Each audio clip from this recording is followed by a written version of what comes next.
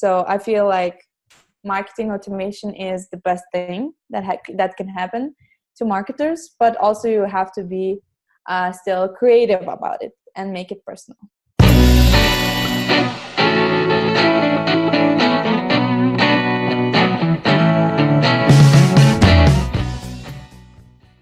Hey guys, welcome to the Bob Lowe Show, where I speak to the best marketing minds around the world.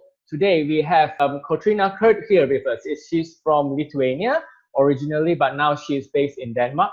She is a marketing specialist for TimeXtender, which is a data solution software with business intelligence capabilities. So Kotryna is very passionate about marketing and also about public speaking. Kotryna, welcome to the show. Thank you so much for a nice introduction, and I'm so happy to be a part of this show. So Kotryna, tell us, as a human being, what do you love to do, and personally, what do you do for fun? Oh, I love wakeboarding, even though I'm not so good at it, and that's what I like to do for fun. But I'm trying. So that's something I do for fun, and reading books. It's also very nice. Amazing. And the reason why we are talking to you here is because I found you on LinkedIn, and you did a lot of videos in regards to marketing. So tell us, how did you become a marketer? Like, how do you stumble upon marketing? Well, it's a funny story because actually I've studied business and economy, and I was supposed to be, by the study program, an economist. But when I was studying, throughout my studies, I actually had a marketing course, and I figured out that I just loved everything about it. I was so into social media trends, all the popular things, always wanted to know more and learn more. And that was when I really felt that I'm in love with marketing. And after graduating, I really decided to follow my heart, follow my guts, and just go for marketing. And so far I've been so happy with this choice, and that's how I actually become a marketeer, just by learning, by having the passion for it, and just being myself. Amazing story. And I do feel that you have the personality to be a marketer. Not everyone has that. You need to be a good storyteller by nature, and then you need to be also a person of technology, so how to get your story out efficiently, how to distribute everything. So you work as a marketer for a company called TimeXtender, which I said was a business intelligence software. So tell us a bit more about TimeXtender. So TimeXtender is a software that helps you, any kind of company or business, to manage their data. Manage, extract, and get the instant access to data. So imagine you have a lot of different data sources, and what basically TimeXtender does, it collects all the data in one place, and then it really helps you out to extract the data and find the data whenever you need it and whenever you want it.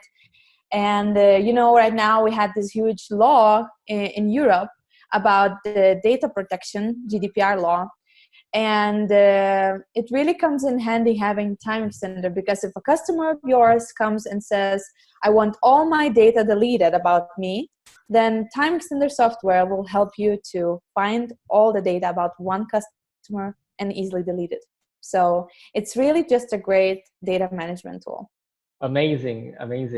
And what is cool about TimeXtender is I've seen a lot of case studies, like some of the clients include like Pandora and a lot of European brands that have a lot of requirements when it comes to data. So a lot of your clients I see are big brands and a lot of big businesses. So in a way, your type of marketing is sort of B2B. So tell us more of what sort of marketing campaigns you run for a B2B audience. I just have to mention one thing, is that actually we sell through partners. So we have partners across the world, and they then resell our product to the end customer, which can be Pandora, let's say. Yeah. But all our campaigns that we have are then directed either to two ways. One is towards the potential partners, and others are directed towards, the potential customers.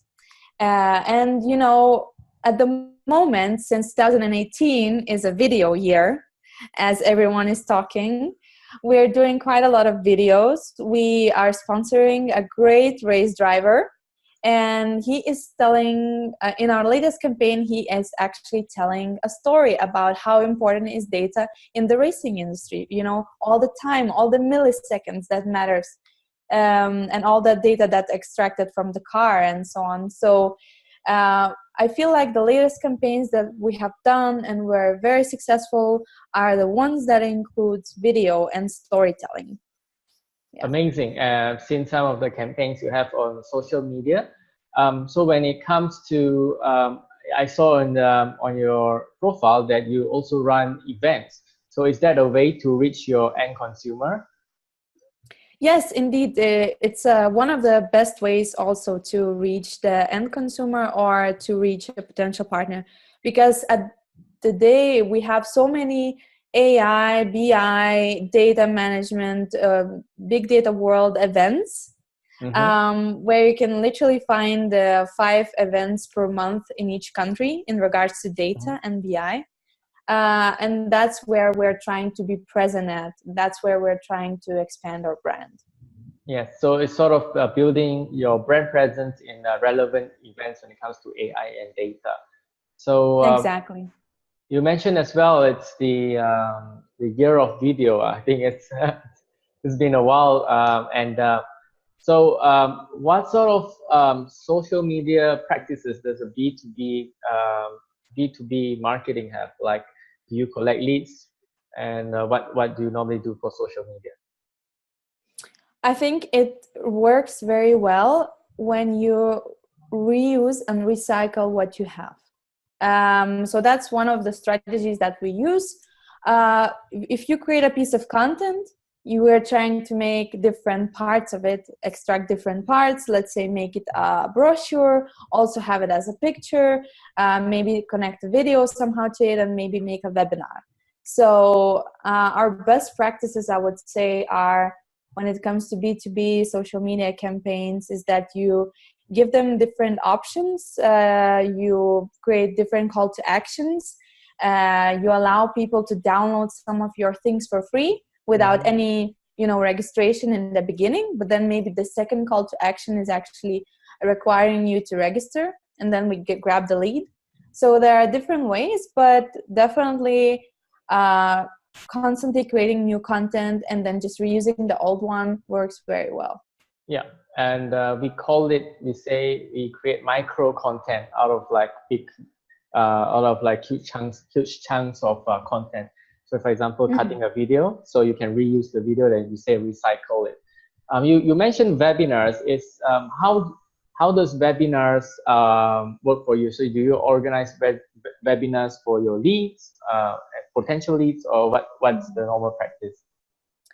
We organize webinars, demo webinars about our software. So it can be for potential leads, again, for potential clients, both. And it's free for anyone to attend and get to know more about our product, maybe ask some questions if there are any. So yeah, these are the types of webinars that we are managing at the moment. Amazing. Before our call, you mentioned something about marketing automation, which is something that you're very passionate about. So can you tell us more? How has marketing automation affected your day-to-day work?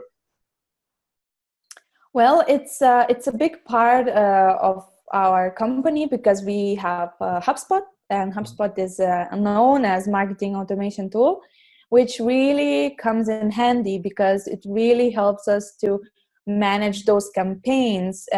Let's say we have email campaign ready for the next few months. You create everything in one day, and it's done and it's there, and then you can personalize it by including different people's names and really make it personal. And I know that there are a lot of opinions about, automation, and that not everyone is happy with it because some people say that it's too monotonic and too automated. But on the other hand, there are so many different ways how you can make it personal, by including a signature or picture, or so many different ways. So really, automation is so important. It saves you so much time as a marketer, because else you would be sitting there, you would be waiting for exact date to send the email at exact time, at the exact time zone, which you can easily do and schedule with the automation tool. So I feel like marketing automation is the best thing that can happen to marketers, but also you have to be still creative about it and make it personal. Amazing. That's great tips. I personally have to up my game in terms of marketing automation, because what I do, even for my personal brand, is still very manual. Because things like LinkedIn doesn't have like scheduling right yet. No. Hopefully, they will have. Two things I really want LinkedIn to have. One is the scheduling, and then the second one is the LinkedIn Live feature, which Yes. but I'm not sure where they are heading. No, but I think I've heard that they're experimenting with live, so hopefully soon we'll get that one. And what's your experience? Because the reason why we are talking today is because I've seen a lot of content you've been creating on LinkedIn, and you've been creating quite an amazing personal brand. So what is your experience of LinkedIn, and maybe can share with us some of the opportunities you have received from putting out content on LinkedIn? Mm-hmm. Well, sure. I started working with LinkedIn kind of actively since last year, I would say January. And so it's still not so long time, but I feel like LinkedIn has given me already so much and so many great opportunities, because first of all, by creating content on LinkedIn, you find the audience that is interested in that content, and you can have such a great discussion with them. I bet you experienced that yourself. Yeah. And so you can have a great communication with the people, like-minded people, and expand your brand at the same time.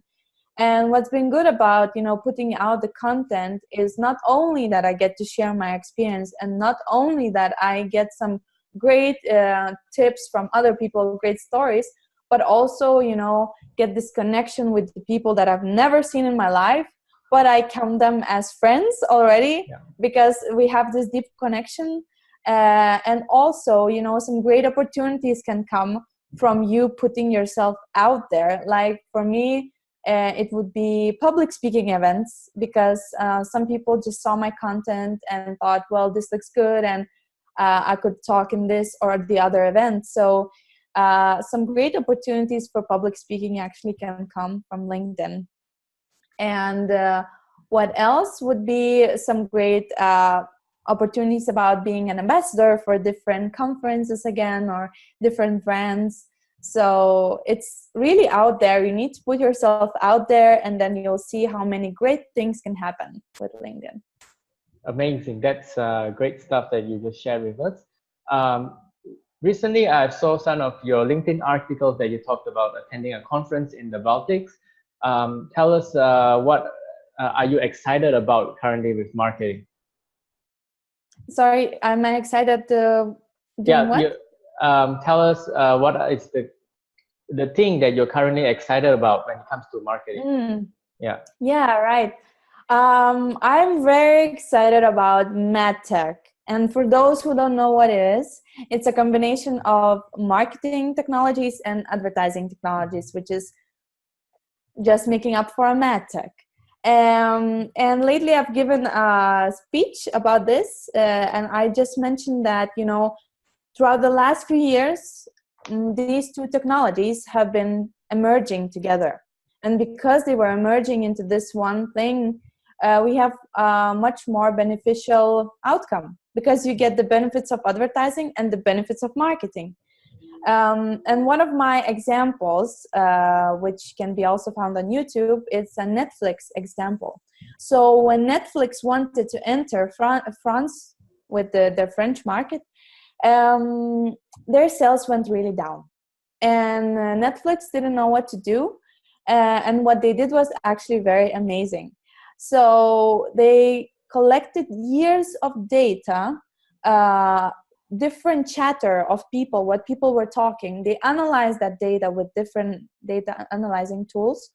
And they found out about French people, how they are, what they like, what they do, how are they, what their emotions are. And then they use marketing and advertising technologies to create this GIF campaign. And because of that campaign, they actually entered the French market finally, and the sales gone up, and now they're well established in France.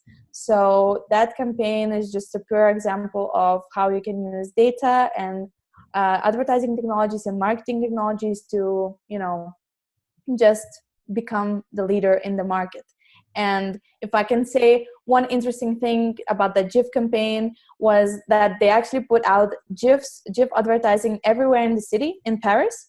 And what they did was, if, let's say, France just won a game against another country, then all the GIFs were adjusted in the whole city, and they were being happy and cheerful. And let's say if the sales was on in the shops, then all the GIFs suddenly were with zombies running for the sales, as if people are running for the sales. So it was a real miracle, because it was just a campaign that was adjusting to real time. And if it was raining outside, suddenly all the GIFs are with rain. So, and they are from our best TV series from Netflix. So it was just a great example that I wanted to share. Cool. You said the GIFs, right? Where were the GIFs? Yeah. Where were they displayed? Was it on the mobile phone, or was it on huge TV displays? Yeah, they were displayed on a huge TV displays. So everywhere in the city, like in the bus stops and in the shopping malls, everywhere. And they were adjusting by whatever was happening outside of them. So if they were in the mall and the sales were on, then the GIF was with the sales and everything. So cool.